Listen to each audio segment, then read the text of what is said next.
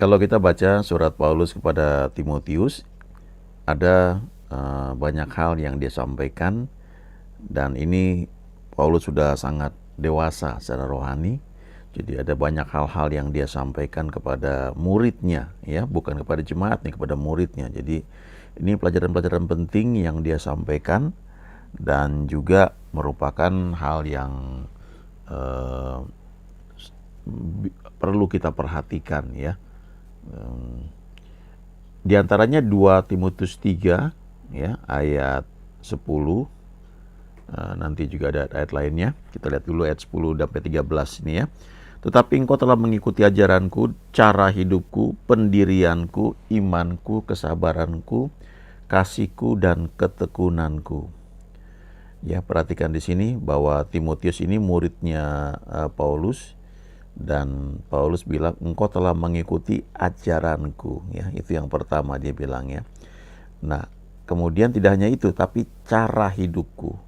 Artinya apa yang sudah disampaikan itu diaplikasikan, atau dengan kata lain firman menjadi daging, ya. Apa yang diajarkan, pengertian-pengertian itu diaplikasikan menjadi cara hidup, ya, lifestyle. Lalu pendirianku, artinya pada waktu Paulus itu hidup, ya, dengan cara hidup yang dia sampaikan ini, ada saat-saat dia mengalami tantangan. Tapi disitulah dia berpegang pada pendirian, ya, pada keputusan yang dia ambil, ya. Lalu berikutnya imanku, ya.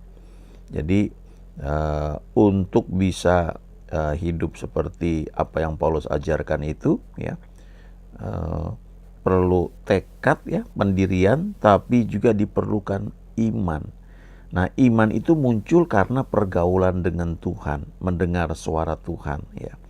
Tetapi selanjutnya tidak hanya itu, ya, kesabaranku, ya. Uh, Perlu kesabaran, ya, untuk iman itu bisa cukup bertumbuh, ya, kemudian meraih apa yang Tuhan janjikan, ya. Kemudian kasihku. Nah, jangan lupa dikatakan iman itu bekerja oleh kasih juga. Jadi sementara kita mengatakan kita beriman, ya, percaya, tetapi eh, atmosfer kasih ini nggak boleh hilang, ya, harus tetap ada. Kadang-kadang Paulus mengalami aniaya, ya, mengalami banyak hal ditentang, tapi kasih dari Tuhan itu harus tetap menguasai, ya. Dan itu tombolnya itu, ya, kehendak mau menyalurkan kasih itu ada pada kita, ya. Kalau kita mau itu akan bisa, ya. Lalu ketekunanku. Jadi kita lihat di sini, ya, bahwa iman itu, ya, kalau baca di salah satu surat Paulus juga mengatakan oleh iman dan kesabaran, ya, memperoleh apa yang Tuhan janjikan. Jadi iman itu memerlukan kesabaran juga, ya, karena ada tenggang waktu, rentang waktu yang harus dilalui. Lalu iman itu bekerja oleh kasih, ya. Jadi atmosfer kasih ini harus tetap ada, ya, harus tetap dipelihara. Kemudian perlu ketekunan. Ya, di surat Ibrani dikatakan juga sebab kamu memerlukan ketekunan supaya sesudah kamu melakukan kehendak Allah, kamu memperoleh apa yang dijanjikan. Nah, sebenarnya semuanya itu tersedia oleh Tuhan. Karena kita ini di luar Tuhan nggak bisa berbuat apa-apa. Iman itu sendiri muncul karena Tuhan berbicara kepada kita. Ya. Kesabaran, ya, kasih juga dari Tuhan. Ketekunan jelas dikatakan Allah itu sumber ketekunan. Yang diperlukan dari kita tuh cuma mau apa enggak, ya. Waktu kita mau, maka kita akan bisa melaluinya. Karena Tuhan yang berikan kita kemampuan. Lalu ayat 11, engkau telah ikut menderita penganiayaan dan sengsara, seperti yang telah kuderita di Antioquia dan di Iconium dan di Listra. Semua penganiayaan itu kuderita dan Tuhan telah melepaskan aku daripadanya. Lalu Paulus ajarkan di sini, ya, bahwa engkau juga ikut menderita, ya. Ada aniaya, ada sengsara yang Paulus alami. Kemudian dia katakan ayat 12, memang setiap orang yang mau hidup beribadah di dalam Kristus Yesus akan menderita aniaya. Sedangkan orang jahat dan penipu akan bertambah jahat, mereka menyesatkan dan disesatkan. Nah, jadi memang Paulus bilang kalau orang mau hidup beribadah di dalam Kristus akan menderita aniaya. Perlu kita ingat bahwa aniaya itu bukan penyakit, ya, bukan kemiskinan, ya, bukan kutuk. Ya. Itu semua sudah dibayar oleh Tuhan Yesus. Tapi aniaya itu adalah pekerjaan iblis yang dia buat lewat banyak orang dengan tujuan supaya firman yang kita dengar, yang kemudian mau bertumbuh, ya, lewat iman kita, ya, iman kita itu mau bertumbuh karena firman yang kita dengar, itu mau dihambat supaya tidak terjadi, ya. Jadi kita harus bedakan, ya. Ada orang misalnya hidup entah sakit, ya, atau apapun, ya, jangan bilang itu menderita karena ikut Kristus, ya. Kita perlu bedakan itu, ya. Karena kan dia katakan dia sudah tanggung semua penyakit, ya. Jadi jangan sampai terjebak di situ. Ada banyak ayat, ya, dikatakan bahwa ia yang tidak mengenal dosa telah dibuat menjadi dosa supaya kita dibenarkan, ya. Kemudian segala kutuk sudah ditanggung di kayu salib, ya. Jadi kita tidak menerima kutuk lagi, ya, sudah dimerdekakan.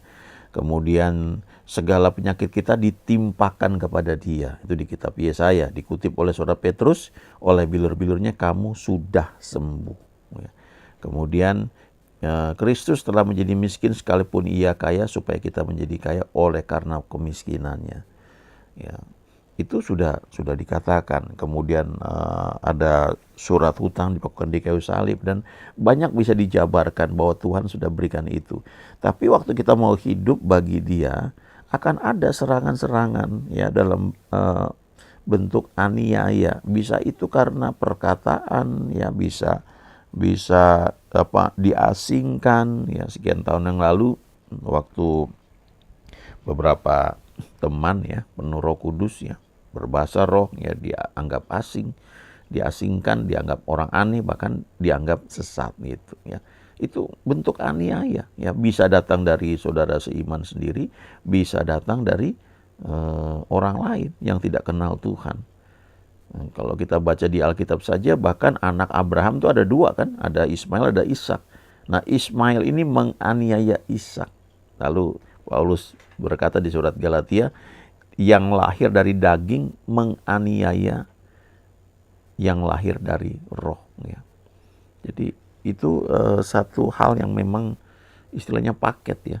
Tuhan Yesus juga berkata, setiap orang yang karena aku dan karena Injil meninggalkan, ya, hartanya dan banyak hal yang dia alami, dikatakan orang itu pada masa ini juga, ya, akan memperoleh hasil 100 kali lipat, sekalipun disertai dengan berbagai aniaya. Dan pada masa yang akan datang akan memperoleh hidup yang kekal. Nah, kadang-kadang orang berpikir ini teologi salib, ya, teologi penderitaan. Sementara orang-orang yang mungkin memberitakan, wah, Tuhan baik, Tuhan memberkati, Tuhan menyembuhkan, ya, Tuhan ingin kita itu hidup makmur, itu dikatakan teologi kemakmuran, ya. Padahal semuanya ada di Alkitab, ya, dan itu memang seumur hidup kita pelajari. Kalau kita pergi kuliah, ya, saja misalnya kita butuh waktu 5 tahun, ya, 4-5 tahun kalau kita kuliah sarjana misalnya. Lalu ada dosen yang mengajarkan pelajaran-pelajaran berbeda. Ada dosen bahasa Inggris, dia nggak ngajarkan matematik karena dia digaji untuk ngajar bahasa Inggris, ya. Atau kalau dia ngajar bahasa Indonesia, dia ngajar bahasa Indonesia. Ya, dia tidak ngajar fisika, kan. Walaupun dia mungkin bisa, tetapi dia ditugaskan untuk ngajar bahasa Indonesia. Nanti ketemu dosen yang lain kimia, dia ngajar kimia, ya. Walaupun dia bisa dan dia jago matematik, tapi dia ditugaskan ngajar kimia, dia digaji di situ. Demikian juga hamba Tuhan ya. Ada yang Tuhan pakai khusus ya, penginjil ya, di bagian awal dia beritakan mengenai Yesus, tapi kemudian ada yang menjadi teacher ya, mengajar untuk orang itu bertumbuh. Apa yang diajarkan banyak ya. Janji Tuhan mengenai kesembuhan. Nah, ini dosen yang mungkin mengajarkan mengenai kesembuhan ilahi. Ya, dia akan kulik begitu dalam sampai kita melihat bahwa ternyata memang betul Tuhan janjikan kesembuhan. Ada dosen yang mengajarkan tentang kemakmuran misalnya. Nah, jangan dibilang, ngajar kemakmuran aja. Dia memang tugasnya ngajar kemakmuran. Ya. Nanti ada yang mengajar seperti Paulus ini. Ya. Kamu harus tetap tekun ya, dalam penderitaan. Nah, yang tadi Paulus tuliskan di ayat-ayat sebelumnya, itu kalau dilanjutkan di ayat 14 ya, tetapi hendaklah engkau tetap berpegang pada kebenaran yang telah engkau terima, dan engkau yakini dengan selalu mengingat orang yang telah mengajarkannya kepadamu. Lalu ayat 15 perhatikanlah. Ya, ingatlah juga bahwa dari kecil engkau sudah mengenal kitab suci yang dapat memberi hikmat kepadamu dan menuntun engkau kepada keselamatan oleh iman kepada Kristus Yesus. Jadi artinya, waktu engkau mengalami penderitaan, ya, aniaya, sekali lagi ya, itu bukan penyakit, bukan hal-hal yang Tuhan sudah bayar di kayu salib 2000 tahun yang lalu. Nah, waktu engkau menghadapi itu, ingat ya, bahwa engkau kenal kitab suci. Dan kitab suci itu dapat memberi hikmat. Bagaimana kita menghadapi setiap tantangan. Bagaimana kita menghadapi kalau ada aniaya, ya. Nah, Paulus sudah kasih contoh, dibilang engkau telah mengikuti cara hidupku, ya, pendirianku, imanku, ya, kesabaranku, kasihku, dan ketekunanku. Itu semua diperlukan ya ketika Paulus itu menghadapi berbagai aniaya, dan dia kasih tahu, ingat kitab suci, ya. Baca, renungkan, karena waktu kamu baca, kamu renungkan, kamu dapat hikmat untuk bisa menghadapi semua hal tersebut, ya. Dan tidak hanya itu, tapi kitab suci ini menuntun engkau kepada keselamatan oleh iman kepada Kristus Yesus. Ya, tidak hanya pada waktu pertama kali kita mengenal keselamatan lewat iman kepada Kristus Yesus, tetapi kata keselamatan atau soteria ini ya di banyak bagian Alkitab diterjemahkan dalam berbagai pengertian. Di antaranya disembuhkan, dipulihkan, diberkati, dan banyak sekali. Jadi dengan kata lain, pada waktu kita merenungkan firman Tuhan, kita mendapatkan hikmat bagaimana menghadapi keadaan, tapi kita juga mendapatkan benih iman. Ya. Benih iman itu membawa kita itu untuk memperoleh keselamatan atau diselamatkan. Nah, kata keselamatan itu ya adalah soteria, yang artinya tidak hanya diselamatkan nanti ya tinggal bersama Tuhan di surga, tidak hanya keselamatan masa akan datang ya di dunia yang baru, tapi juga ini artinya dilepaskan baik secara fisik ya atau secara moral, dilepaskan ya dari penyakit ya, artinya mengalami kesembuhan ya, diluputkan. Jadi ini bicara untuk kehidupan di dunia ini juga. Iman itulah yang membuat kita bisa menarik semua hal yang Tuhan sediakan bagi kita. Baru ayat 16 dikatakan segala tulisan yang diilhamkan Allah memang bermanfaat untuk mengajar, untuk menyatakan kesalahan, untuk memperbaiki kelakuan, dan untuk mendidik orang dalam kebenaran ya. Jadi semuanya ini bermanfaat untuk mengajar kita, membentuk kita, juga untuk mengajar orang lain. Sehingga ya ayat 17, tiap-tiap manusia kepunyaan Allah diperlengkapi untuk setiap perbuatan baik. Efesus 2:10 berkata ada pekerjaan baik ya. Ada hal-hal yang Tuhan sediakan buat kita dan Dia mau supaya kita hidup di dalamnya, dan untuk kita bisa cocok di situ, kita bisa melakukan apa yang Tuhan perintahkan kepada kita, maka ada banyak sekolah kehidupan atau pertandingan-pertandingan iman yang Tuhan siapkan buat kita, sehingga kita ini diperlengkapi untuk setiap perbuatan baik. Ya. Bagaimana kita menghadapi itu semua? Ya lewat hubungan kita dengan Tuhan, lewat firman yang kita renungkan, kita baca, Dan firman itu memberi hikmat bagaimana kita menghadapi setiap keadaan. Tidak hanya itu, tapi juga membawa kita kepada setiap janji Tuhan yang bisa kita peroleh lewat iman. Ya. Nah, Paulus kemudian meringkaskan di Galatia 2 ayat 20, satu prinsip yang perlu kita ingat. Dia berkata, namun aku hidup, tetapi bukan lagi aku sendiri yang hidup, melainkan Kristus yang hidup di dalam aku. Dan hidupku yang kuhidupi sekarang di dalam daging adalah hidup oleh iman dalam anak Allah yang telah mengasihi aku dan menyerahkan dirinya untuk aku. Jadi Paulus bilang bukan lagi aku yang hidup, melainkan Kristus yang hidup di dalam aku. Jadi mengizinkan Yesus itu berkarya dalam kehidupan kita. Ya. Nah, sebenarnya kalau ini semakin kita sadari, semakin simpel, semakin sederhana. Kita nggak ingin yang aneh-aneh. Kita mengizinkan Tuhan berkarya dalam hidup kita. Nanti makin banyak memang rencana dia munculkan lewat keinginan yang muncul di hati kita. Dan waktu kita lakukan, kita menikmati apa yang dia sediakan. Ya berkat, ya kelimpahan. Itu tidak bisa dipisahkan ya. Kita nggak bisa berkata, wah itu ajaran teologi kemakmuran ya. Yang ini ajaran teologi salib, ya ini teologi penderitaan ya. Nah, dan tidak seperti itu satu bagian ya. Memang ada di situ ya. Dan setiap bagian kalau kita lakukan ya memang dikatakan ada aniaya ya. Aniaya itu menyertai apa yang Tuhan janjikan bagi setiap orang percaya. Tapi pasti kita bisa hadapi itu. Karena aniaya itu juga membuat kita semakin bergantung kepada Tuhan.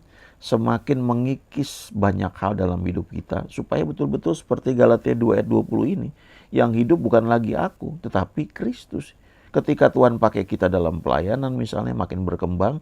Itu ambisi secara pribadi itu dari kedagingan makin hilang. Yang muncul memang dari Tuhan. Melakukan kehendak Tuhan. I am crucified with Christ. Ya, aku sudah disalibkan bersama Kristus. Nevertheless, ya, I live. Walaupun demikian, aku ini hidup. Yet not I, tapi bukan aku lagi. But Christ live in me. Ya. Tetapi Kristus yang hidup di dalam aku. And the life which I now live in the flesh. Ya. Dan hidupku yang hidupi sekarang di dalam dagingku ini, I live by the faith of the Son of God. Aku hidupi itu lewat imannya anak Allah ya, by the faith of the Son of God ya. Jadi imannya Yesus ya, who loved me, yang mengasihi aku and gave himself for me. Ya, sebenarnya memang kehidupan Kristen itu ya sederhana ya kalau kita mengizinkan Tuhan tuh yang bekerja dalam hidup kita. Tapi memang dalam prosesnya ya tidak sesimpel yang kita katakan. Kenapa? Karena kita terlatih hidup dengan semua apa yang kita sudah peroleh. Waktu kita lahir dari dunia ini kita disekolahkan, kita diajarkan menggunakan panca indera kita, ya mengolah informasi yang masuk dalam otak kita. Lalu ada banyak cara berpikir, tergantung kita di mana. Emosi kita pun tuh diatur cara berpikir kita. Lalu waktu kita terima Tuhan Yesus itu dibutuhkan waktu. Ya, waktu terima Tuhan Yesus kan kita disucikan, dibenarkan. Ya. Kita mengalami justification. Tetapi selanjutnya kan proses sanctification, proses jiwa ini. Nah ini seumur hidup. Nah disinilah kita dibentuk ya. Ya Tuhan mau kita diberkati ya. Tuhan mau kita makmur, Tuhan mau kita sehat. Itu janji yang Dia berikan ya. Walaupun waktu kita terima janji itu dan kita melakukan ya, kita percaya, kita terima aniaya. Ya. Sekali lagi aniaya itu bukan penyakit, ya, bukan kemiskinan, ya, bukan kutuk, ya, bukan surat hutang dan sebagainya yang memang itu sudah dibayar di kayu salib. Ya. Ya, kalau kita sedang mengalami hal-hal tersebut, ya mungkin masalah sakit, ya atau masalah kemakmuran, ya itu memang bagian dari pelajaran yang sedang kita hadapi. Ya. Ada orang-orang yang memang tidak kenal Tuhan pun misalnya sudah kaya secara materi. Ya. Mungkin dipikir Tuhan berkati saya, betul juga Tuhan berkati ya. Tetapi kita bicara yang namanya blessing itu kan tidak selalu bentuk materi. Pertama memang rohani, lalu bisa menjelma ya menjadi hal-hal yang sifatnya materi ya, sebagian ya yang memang kita perlukan. Tapi janji Tuhan bahwa Dia datang supaya kita mempunyai hidup ilahi dan memilikinya dalam segala kelimpahan. Ya, kita berjalan dalam kehendak-Nya tentunya ya. Haleluya. Amin.